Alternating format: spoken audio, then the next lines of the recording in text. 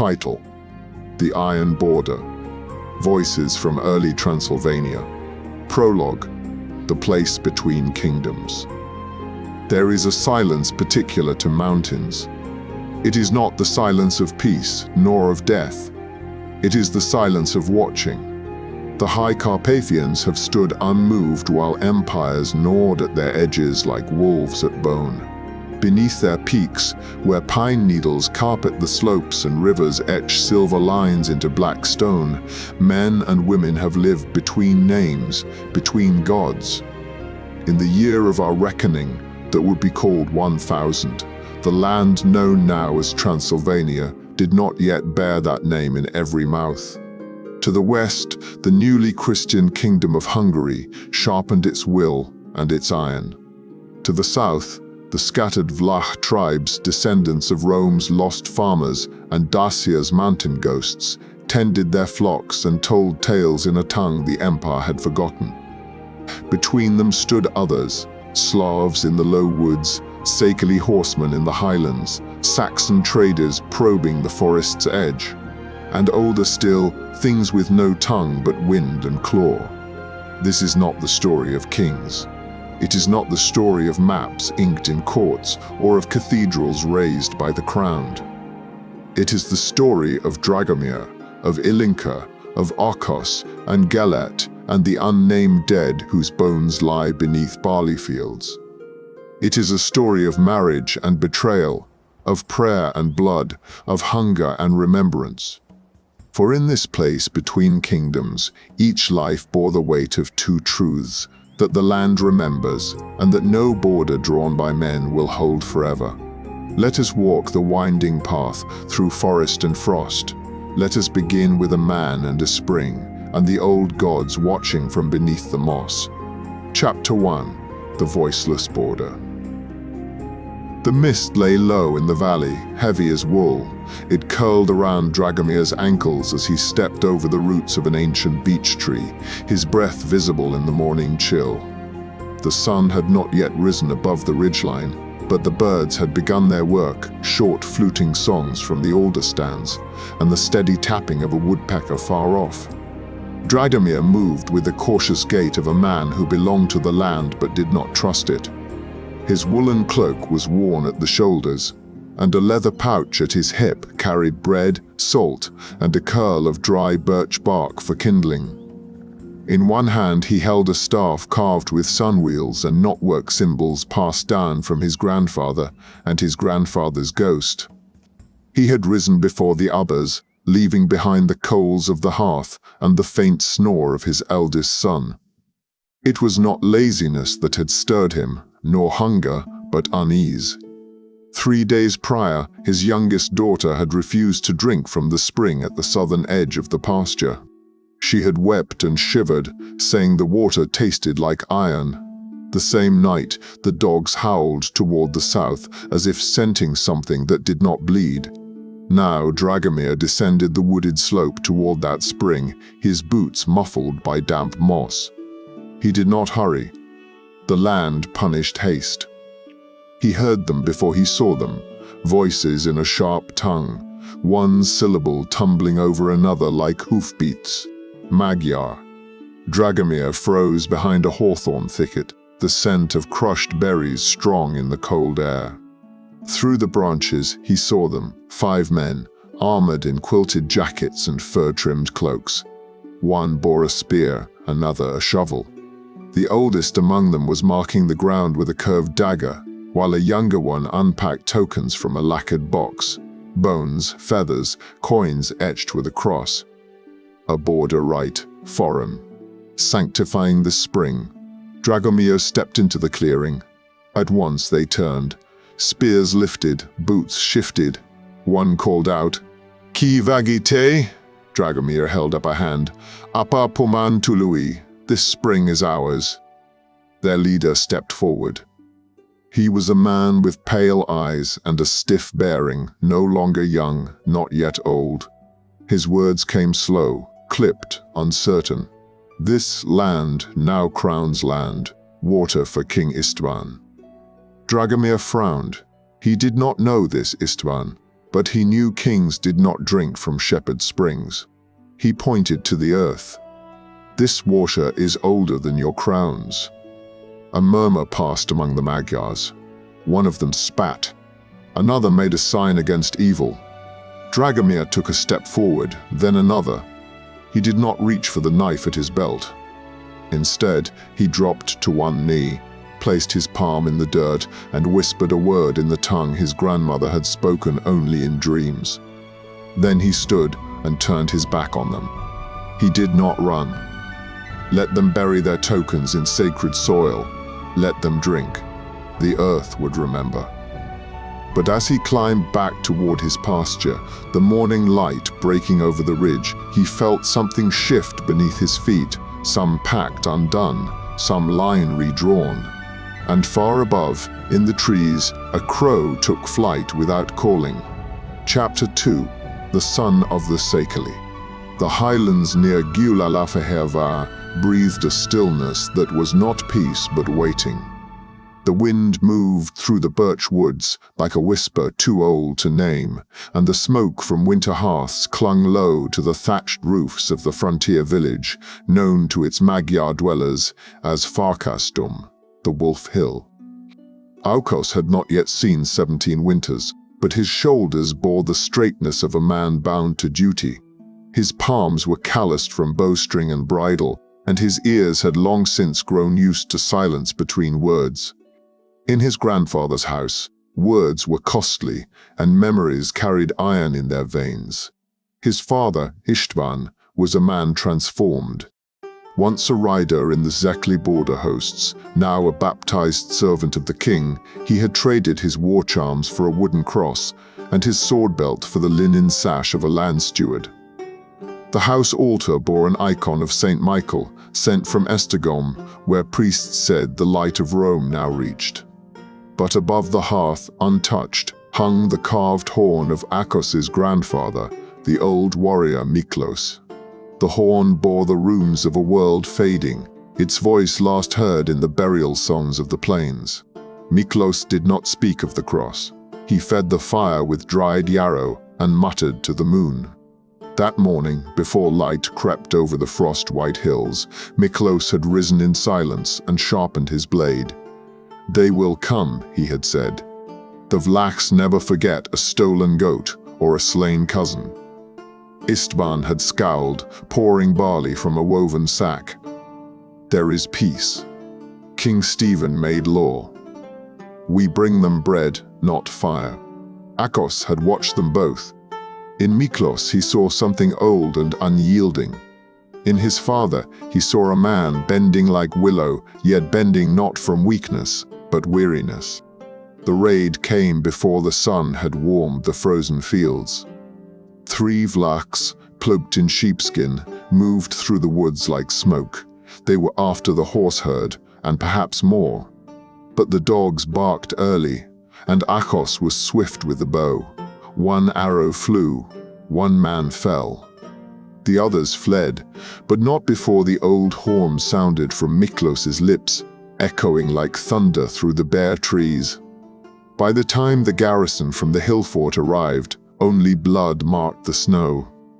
István sent a message to the king's reeve. He wrote it in Magyar, in script learned from monks. He used the words of law, theft, trespass, aggression. But in the house, silence ruled. That night, by firelight, Miklós laid his blade before Ákos. "You are not your father," the old man said, "and you are not me. But soon you must choose which man you will follow." Ákos touched the blade, cold as the moonlit eaves. He dreamed of crossroads and of wolves watching from both paths. Chapter 3. The Bride of Both Fires. Ilinca stood at the edge of her mother's threshold, her wedding veil stiff with new wool and mountain herbs. Smoke from the hearth curled upward behind her, but her eyes were on the distant hill where the Magyar riders waited. A falcon circled above them in slow, cold arcs. The match had been made in haste, forged not in love but in blood and the weary hands of elders. Her father, Vlad the Black, had bartered her for peace after 2 summers of raids and burned pastures. Her bride price was 2 oxen, a silver clasp, and the promise that no more Vlach arrows would fly across the border.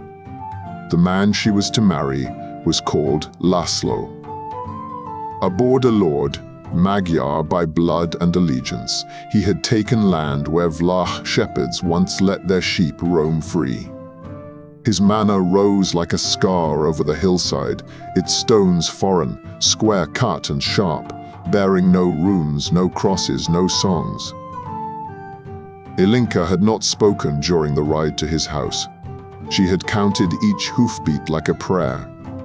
At nightfall, the gates opened before her like a mouth swallowing light. Inside, the world smelled of iron and vinegar. The Magyar tongue was hard in her ear, filled with clipped commands and humor she did not share. The serving women stared at her hands, her braids, the carved bone comb she brought from home. Laszlo greeted her with formality and indifference. His eyes were pale and narrow, his manner polite but distant, like a man making a trade. "You are welcome," he said in halting Latin. "My house is yours, so long as it honors the king and the cross." She bowed as she had been taught, but in her chest, something older than obedience stirred. Days became weeks. Ilinca learned the patterns of the manor, when the servants rose, when the soldiers drilled, when the priest muttered his rites in an empty chapel. No one asked her to speak. Her voice became another silence in the stone halls. But she listened. She heard the chamberlain whisper that she had witches' eyes. She heard the cook curse the salt when the bread failed to rise. She heard Laszlo speak to his steward of her father's herds, of tax and tribute and border stones. At night, she lit a small fire in the hearth of her chamber and sang the old songs into the embers. Songs of the wolf mother, of the mountain queen who drank frost and bore twins of fire and wind. No one entered then. The servants crossed themselves at her door. In the 3rd month, snow fell early. Laszlo returned from a patrol bloodied and weary. His men were dead or scattered. A party of Vlach spears had ambushed them in the pass. He entered her chamber without word, collapsed before the fire, and wept without shame. Ilinca did not speak. She warmed wine and held it to his lips. That night, he asked her what her people prayed to in the dark. She told him nothing of gods, only of trees that remember, of stones that speak when blood is spilled on them. And when the snow thickened and the border turned to ice, Laszlo began to walk beside her in the halls. They spoke little. But once at dusk he said, "You carry more fire than my hearth." Ilinca did not smile, but she did not turn away. Chapter 4, The Fire That Was Not the Sun. The bells of the new stone church in Valier Stancilor rang with a hollow voice. Built by the command of a Magyar bishop and funded with coin seized in tithes, its walls still reeked of mortar and foreign lime. It had no warmth, no roots. To the villagers, it stood like a challenge. Before its raising, there had been a circle of oaks at the hill's crown. The oldest of them had been called Baba Steja, the grandmother oak. Her trunk was wider than 5 men could encircle, her bark split with age, her crown home to rooks and bees. The people had brought offerings to her roots for generations, eggs, milk, a thread from a birth blanket. Even the priest, when he first arrived, had walked past her without daring to look too long. But when the bishop's decree arrived, the trees fell. Now Baba Steja was firewood, and the altar stood where her shadow had once fallen. The flames came on the coldest night of the season. The frost had turned the eaves to knives and the ground to iron. When the fire rose, it was not gentle. It clawed at the heavens with fury, throwing sparks into the stars. The chapel's roof cracked like thunder. Bells melted in their iron cradles. Icons charred into faceless saints. no thief was caught, no saboteur named. Father Domikos, the young priest, stood before the ruin by morning light. His robe was black with soot, his hands blistered. He had tried to save the books first, Latin scriptures sent from the cathedral in Esztergom. But the flames were quick and merciless. He wept, not for the stone, but for the words lost. In the village, there was silence. No one accused, no one confessed. But the old ones gathered at the edge of the burned hill, and someone laid a bowl of milk where Baba Stejar's roots had once been. Among the few who dared speak aloud was Mihai, a young deacon in Domokos' service. He had been born in the valley, raised half in Latin, half in murmured tales of wolves and wandering spirits. He knew both the psalms and the ways of ash and moss. That morning he asked his master, "Did we listen when they said, 'The ground remembers'?" Domokos stared at the black ruin, his eyes hollowed by loss. "We listened," he said, "but we thought truth burned cleaner than memory." Mihai said nothing. He thought of his mother, dead these 3 winters, who used to leave flowers at Baba Stejar's roots every spring. The bishop sent word within a fortnight. Another church would rise, and soldiers would accompany the masons. The valley must learn obedience. But in the night, new carvings appeared on the stones near the spring. Not Latin, not Magyar. Symbols older than both, etched with bone or flint. And always the same figure, a tree, crowned and cracked, reaching down instead of up. Mihai watched them grow in number. He did not scrape them clean. He learned to read them, and when he sang the psalms, he sometimes imagined Baba Stejar listening, not in anger, but in patience. For what is burned is not always ended. Some roots burn only to send shoots deeper. Chapter V, Salt and Allegiance. The caravan wound like a thread of ants through the Ternava Valley, where fog slept low among the reeds, and the birch trees stood like pale sentinels. They came bearing salt, that pale treasure chipped from the deep veins of the mountains and worth its weight in grain, blood, or silver. Each wagon creaked with sacks sealed in waxskin, guarded by men who bore no single banner. At their head rode Dan. Neither wholly Vlach nor wholly Magyar, he was shaped by the hard geometry of trade. His father had spoken Latin with a mountain drawl and taught him how to haggle for oxen teeth in a Saxon tongue. His mother had once sung lullabies in Old Székely before silence took her. He had long ago abandoned the question of who he was. Now he asked only, "What is the worth?" With him rode his daughter Anicia, barely 14, but already learning to measure trust by its distance from coin. The road to the market town of Turda was a long one, hemmed by hills where both wolves and soldiers roamed. At every crossing, Dan paid tolls to men whose allegiance shifted with the season. Vlach warbands, Magyar lords, Slavic holdfasts. Each claimed passage rights, and each watched his wagons with the gaze of famine.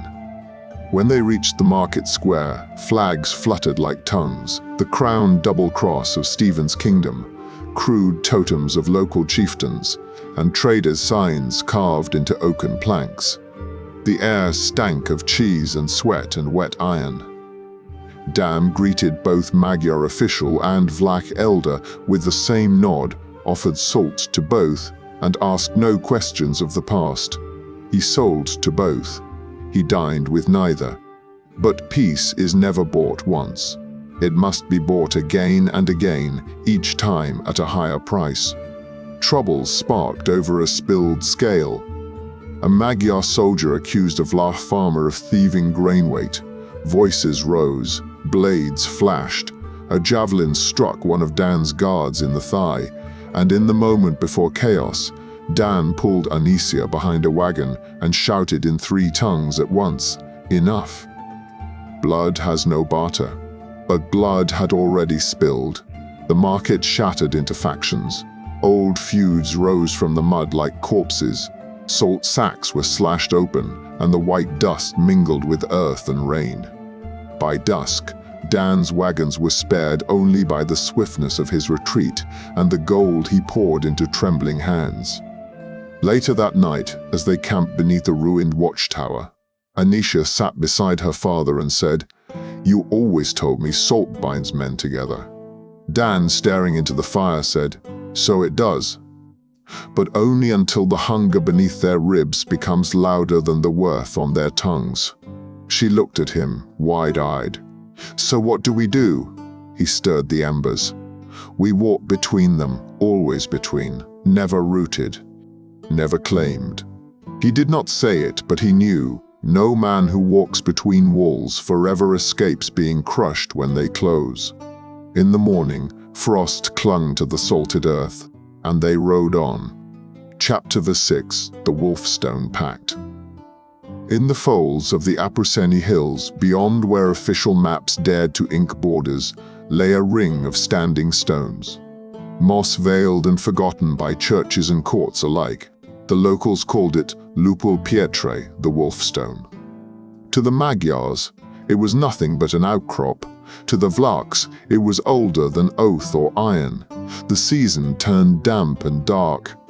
The rains dragged the hills into mist, and hoofprints dissolved into mud. A Magyar lord named Martin had seized the grazing rights to a valley below the Wolfstone. His men posted signs in Latin and Magyar and built a stockade on land where sheep had grazed since memory began.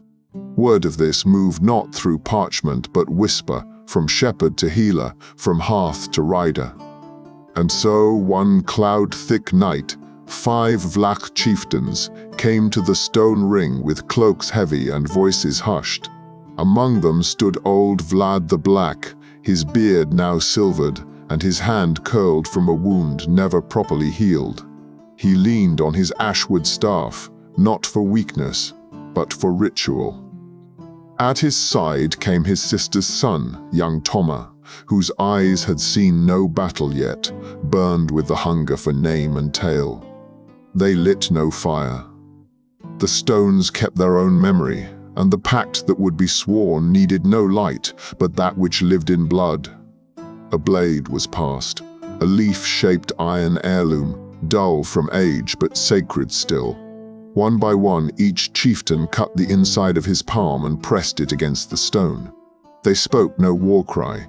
Their words were low, not for vengeance but for soil, not for pride but for bread. We bind by earth, salt, and the howl that guards the flock. Toma stepped forward last. When he pressed his bleeding hand to the cold stone, he saw not warriors, but ancestors. He smelled sheep fat and storm. The air thickened, but they were not alone.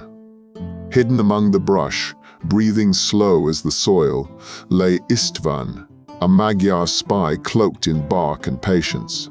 Sent by Martin to watch for signs of sedition, he had tracked their movements like a hunter. He heard the words, he saw the blood, and something in him stirred. Istvan was no priest. He had seen the king's justice in the stocks and the gallows. He had watched taxes break villages and converts crumble into silence. He knew what Martin would do if he brought this news, but duty pulled tight, and dawn was near. He slipped away before the chieftains scattered, vanishing with the mist. The next day, word reached the Magyar manor, rumors of a gathering, of Vlach unrest, of old rites in dark places. Martin paced, eyes cold, hands twitching toward parchment and seal. Istvan stood silent. When asked what he had seen, he answered, "Fog and sheep, nothing more." The lie tasted of ash, and in the hills the stones watched. Chapter 7, The Monk from Estegom. Brother Gellért arrived with the spring rains, a thin man wrapped in a woolen habit too fine for the mud of Transylvania. His sandals were torn before the second day's ride, and his fingers blistered from gripping a reins he had never learned to love. Behind him rode a pair of guards, one Magyar, one Saxon, whose silence said plainly that their mission was duty, not devotion. He was sent eastward by decree, dispatched from Esztergom with inkpots, vellum, and the holy writ of King Stephen's new gospel that the word must be planted where the sword alone had taken root. A monastery was to rise in the borderlands, a place of prayer and parchment, to turn the rugged east into soil fit for God's tilling. They settled in a glade near a shallow stream, once a gathering place for shepherds and wandering pilgrims. The villagers nearby called it Valea Sufletelo, the Valley of Souls. The name was not Christian, but Gellért did not rebuke it. He merely noted it, as he did all things, in the pages of his thin, weather-beaten journal. The foundation stones were laid by peasant hands, bought with coin and blessing. The bell tower rose slowly, the walls from pine and sweat. Local boys were offered bread and instruction. Some came out of hunger, others came out of curiosity. One among them, a youth named Petru, stayed long after the bread was eaten. Petru's tongue was vlach, his eyes sharp and his hands ever ink-stained. He had learned to read the forest before he learned to read Latin. But Gellért saw in him something rare, not belief, but hunger for story, for understanding, for the root beneath the branch. They became unlikely companions. By day, Gellért taught the Psalms. By night, Petru whispered to him of mountain gods and fire dances, of stars that guided the dead, and dreams where wolves spoke in riddles. At first, Gellért dismissed it as foolishness. Then, he began to write it down. His chronicle grew strange. Among lines of scripture and monastery accounts appeared tales of buried stones, of a woman who healed with fernroot, of men who left offerings in tree hollows even after baptism. The abbot in Esztergom would not have approved. Then came the revolt. A local noble, inflamed by taxes and fearful of Magyar encroachment, stirred the village against the monastery. They claimed the church had poisoned their wells, stolen their sons, summoned wolves with foreign prayers. It mattered little whether the charges were true. The walls were burned. The guards killed. Gellért survived only by the hands of Petru, who hid him beneath the floor of a goat shed. For 3 days, Gellért lay in silence, pressed against the earth. He heard the shouts of vengeance, the weeping of children, the prayers in tongues he could not name. When he emerged, smoke curled through the valley. The bell tower stood blackened, its cross bent. Petru was gone. Gellért walked alone to the stream, washed the ash from his hands, and opened his journal. He wrote only, "Not all fire is judgment. Some fire is memory refusing to die." He turned westward, with nothing but the clothes on his back and the book beneath his arm. And the land behind him, wounded and watching, turned slowly towards silence once more. Chapter 8. Winter in Alba. The first snows came early that year, cloaking the fortress city of Alba in a hush that magnified every footfall and whisper. Chimneys smoked like votive offerings into the grey sky.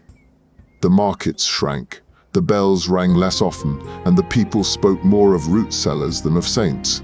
Alba, cradled between hills and the Murerere River, had grown fat in years of peace, swelled with grain tribute and border tolls. But peace bred expectation, and expectation grew soft. Now the harvest had failed, the salt roads froze early, and the wolves came down from the pine ridge. Bread lines stretched past the church gates. Magyar and Vlach alike waited in the biting cold, heads bowed against snow and pride.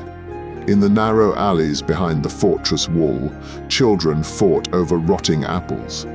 In the garrison yards, rationed stew stirred resentment among hardened soldiers. In the manor hall, voices argued behind closed doors. Count Emmerich, the Magyar lord of Alba, paced before the hearth, his gloves tucked beneath his belt. His steward, Laurent, read out the latest grain count with a voice as brittle as frost. 2 weeks at half ration, no more. Across the room, a delegation of Vlach elders waited with arms crossed. Their spokesman, Nikolai, a wiry man with eyes like splintered oak, stepped forward. "We offer you our stores," he said, "if you open your fields to our herds come spring, and cease taxing our salt trail." Emmerich stiffened. "You ask terms like barons, not beggars." "We are neither," Nikolai said. "We are hungry. So are your people." The steward shifted uncomfortably. The hearth cracked. Snow rattled against the stained glass panes. Outside, a crowd gathered. Rumors passed faster than fire. They said the nobles hoarded wheat in cellars guarded by Saxon mercenaries. They said Vlachs were being turned away from the aid lines. They said the bells no longer rang because the church had melted them down for coin.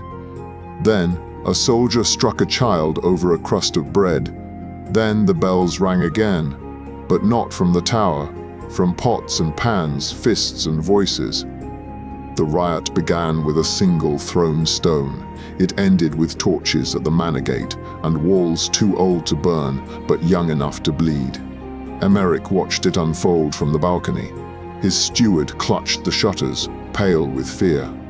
"They are not separate anymore," Laurent whispered. "The hunger has mingled them." Down below, Nikolai stood between the crowd and the guards, arms raised. "No more names," he shouted. "Not Vlach, not Magyar, only mouths to feed. Let that be enough." And for a moment it was. The torches were lowered. The doors opened. Grain was brought out under watchful eyes. That winter, the fields lay buried and the wolves came close. But inside the walls, fires burned in every hearth. Neighbors once separate by blood, by tongue, by decree shared broth, stories and silence. Not peace, but a stillness that held. Epilogue, stone and ash, years passed. Kings came and went. Borders thickened and shifted like clouds in mountain wind. Faith changed its language, and new towers rose with crosses gilded in gold. But the land did not forget. An old woman climbed the ridge above the Mutre Valley, her breath white in the spring air. Her name had long been shortened by time, her back bent by many winters, yet her steps were steady. She walked without escort, wrapped in a dark cloak, a sack of dried herbs at her hip. The path she followed was no longer marked, but her feet knew it. Past the stones where once oaths had been sworn, past the burned timbers of the church that had never been rebuilt, past the fields where children had once chased each other with names now shared. She came to the ruins of the monastery. Moss had taken the walls. Ivy reached up through cracks in the altar. Where bells once called the hours of prayer, birds nested and sang in foreign songs. She sat among the rubble and drew out a small pouch. From it, she took a bone comb carved in a style no longer taught, and a scrap of parchment so old its ink had faded. On it were words penned in a mixture of Latin and something older, something soft and lilting, shaped by forest and fire. She hummed. It was not a hymn of church or court, but a lullaby once whispered by a mother in a stone manor, beside a man who wept when war tore his men apart. A song of frost, of wolves, of women who remembered. And the wind listened. Around her the stone held its silence, not empty, but full.